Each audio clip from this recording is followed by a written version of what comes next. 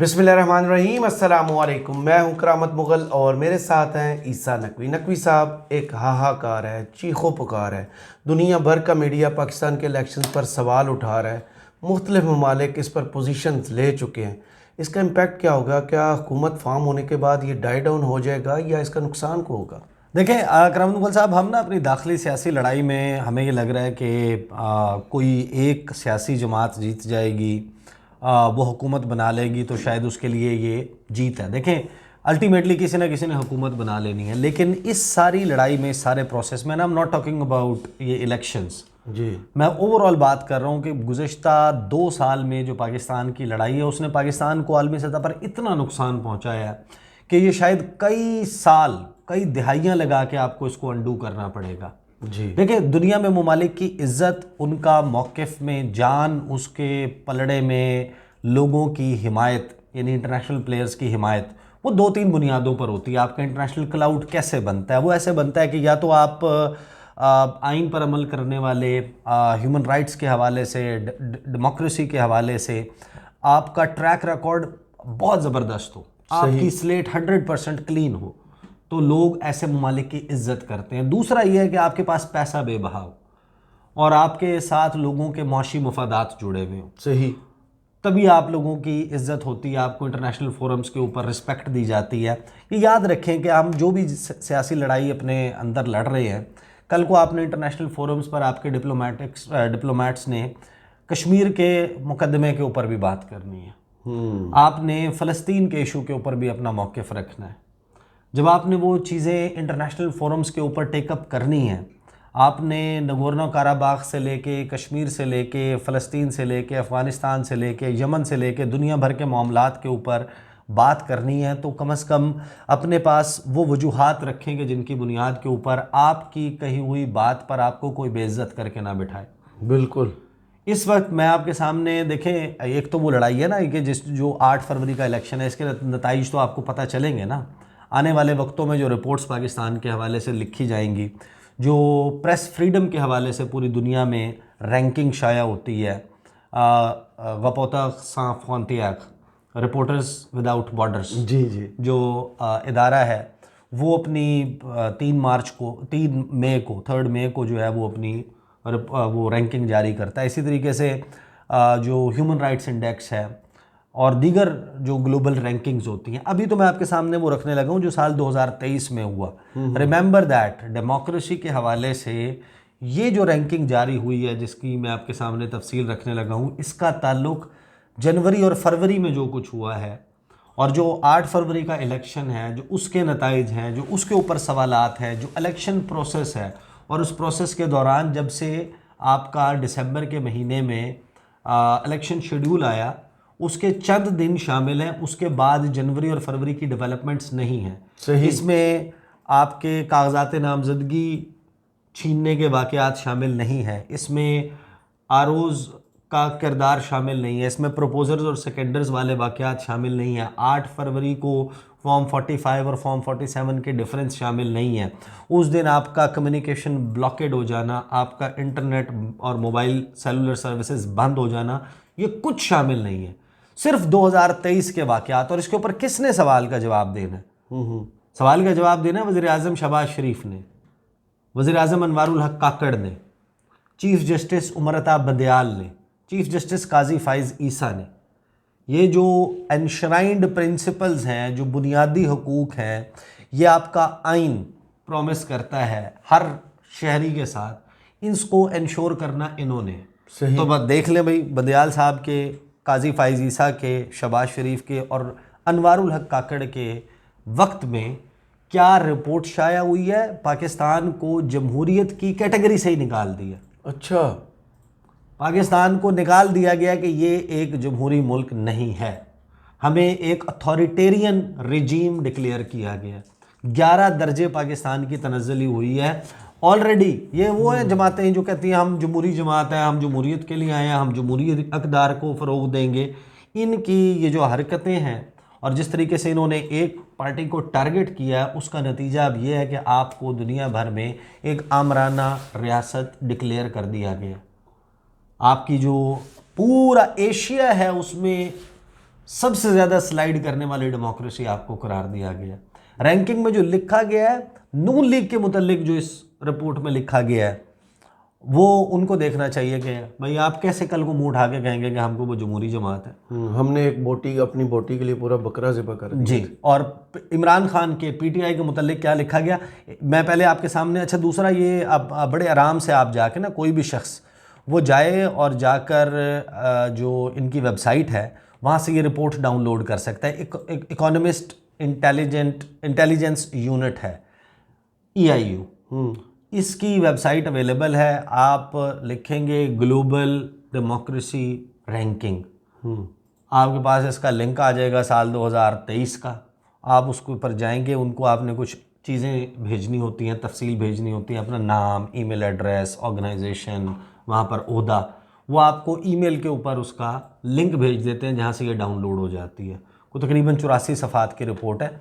इसमें मैं आपको पहले अरब न्यूज़ की खबर लगा देता हूँ, बता देता हूँ कि क्या है। Pakistan slides 11 places on global democracy index, enters authoritarian regime category. Authoritarian regimes की कैटेगरी में पाकिस्तान को डाल दिया।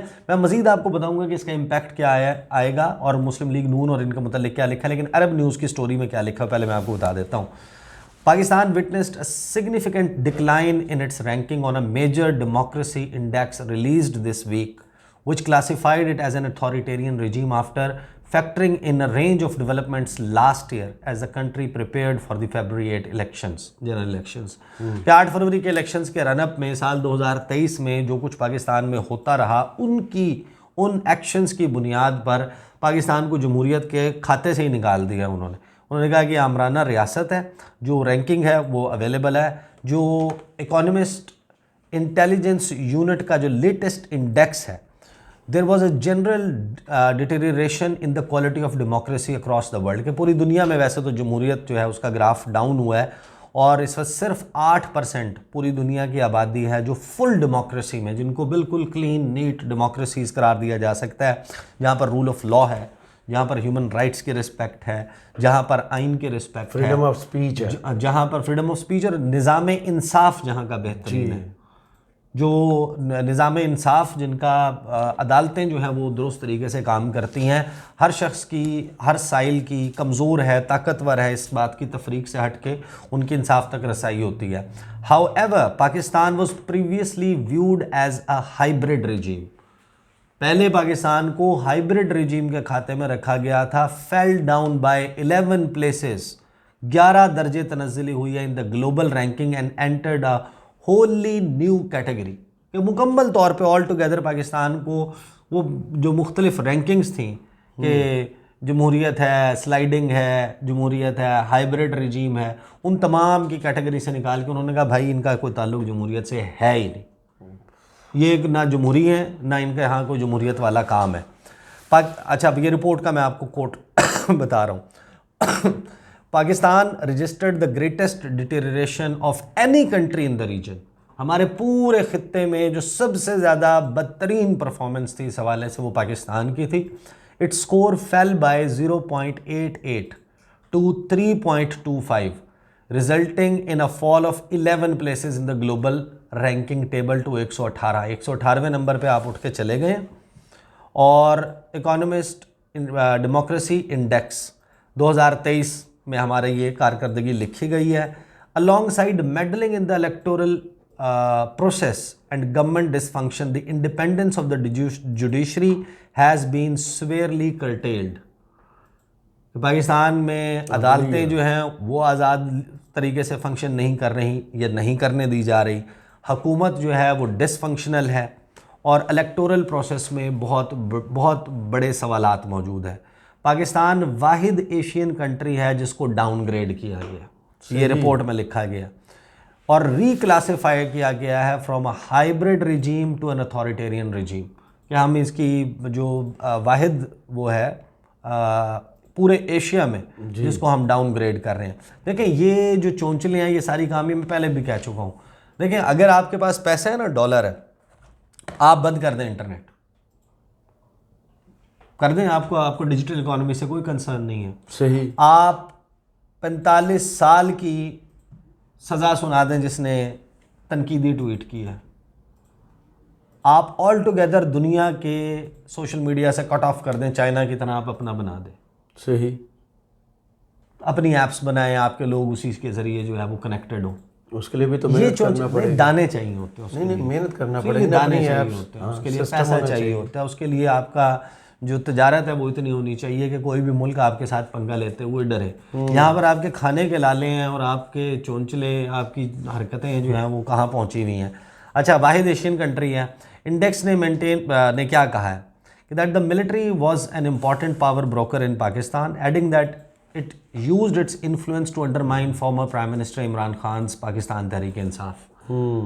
ये पाकिस्तान की फ़ौज के ऊपर डायरेक्ट इन्होंने क्वेश्चन किया है कि इन्फ्लुएंस किया है उन्होंने पाकिस्तान के साबिक़ वज़ीर-ए-आज़म इमरान खान की तहरीक इंसाफ को दबाने के लिए।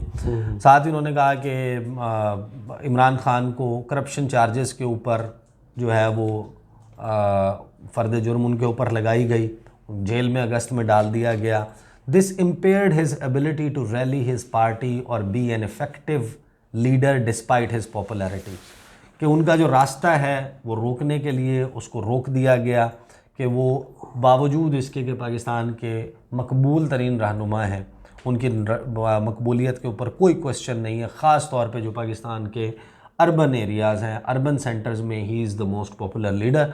और वहाँ पर इलेक्शन में तो पता चला है कि देहातों में भी है। नहीं, वो ये इलेक्शन से पहले वाली जी वही कंक्लूजन है ना। जी। फिर the military suppressed protests over Mr. Khan's incarceration and sought to try civilians under martial law for supporting the PTI leader. As a result of official harassment of intimidation of senior PTI members, many defected to the ruling party. ये साथ ही उन्होंने ये भी कहा है कि Pakistani elections would not lead to more democracy since the opposition forces in the country were subject to state repression.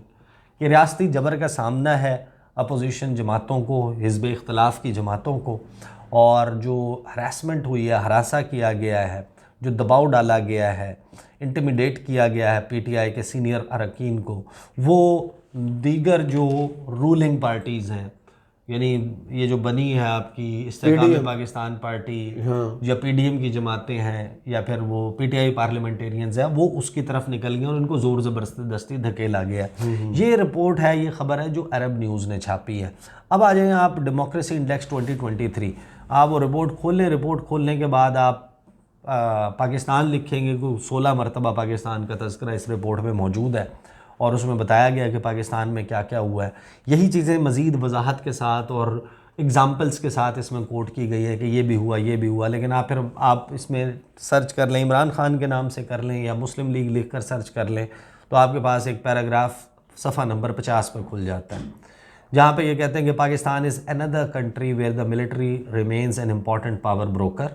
It has used its power and influence to undermine the main national opposition, the Pakistan Tehreek-e-Insaf Party, led by the former Prime Minister Imran Khan.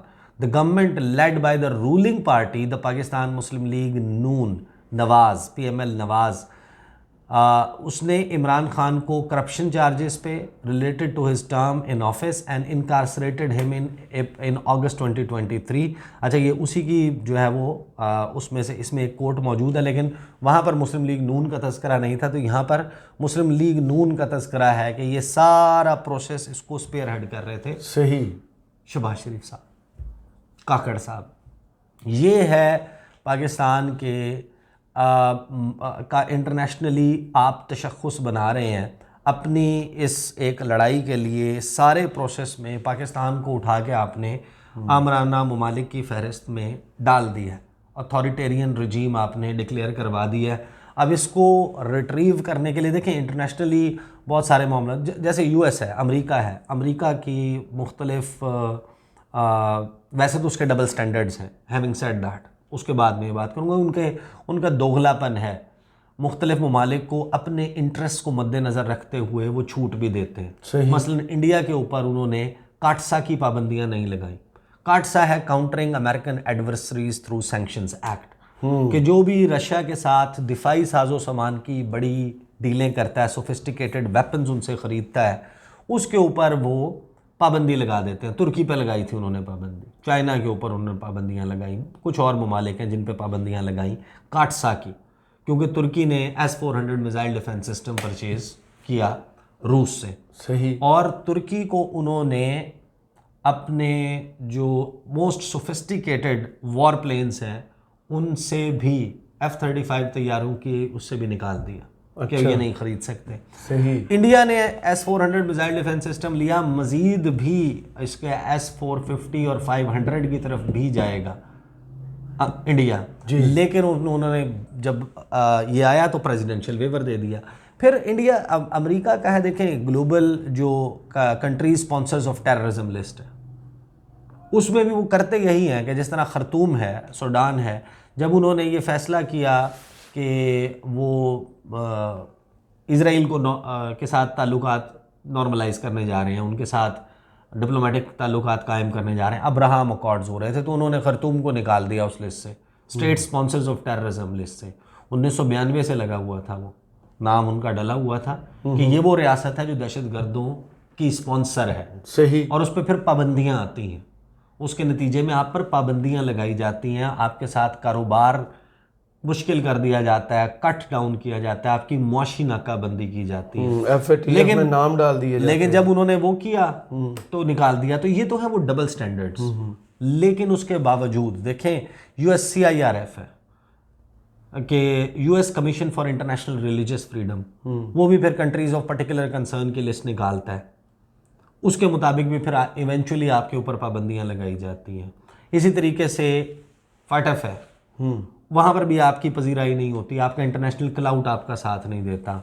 फिर आपकी इन्हीं track records को रखते हुए, मद्देनज़र देखते हुए UN security council में आपके मुतल्लिक फ़ैसले किए जाते हैं कि यार ये रिस्पॉन्सिबल मेंबर ही नहीं है अक़वाम मुत्तहिदा का, ये फ़लाँ चीज़ें जो हैं ये उसको वो करता है। FATF से लेके फिर GSP+ स्टेटस है, सही, जनरलाइज स्कीम ऑफ प्रेफरेंसेस, जिसमें यूरोपियन मार्केट्स तक स्ट्रगलिंग थर्ड वर्ल्ड डेमोक्रेसीज़ को सपोर्ट करने के लिए उनको ये बताया जाता है कि ये 27 इंटरनेशनल कन्वीनेंट्स एंड कन्वेंशंस हैं, 27 जिनके ऊपर आप अमल दरामद करेंगे तो आपको यूरोपीय मंडियों तक रसाई, लेस ड्यूटीज़ के ऊपर रसाई मिलेगी।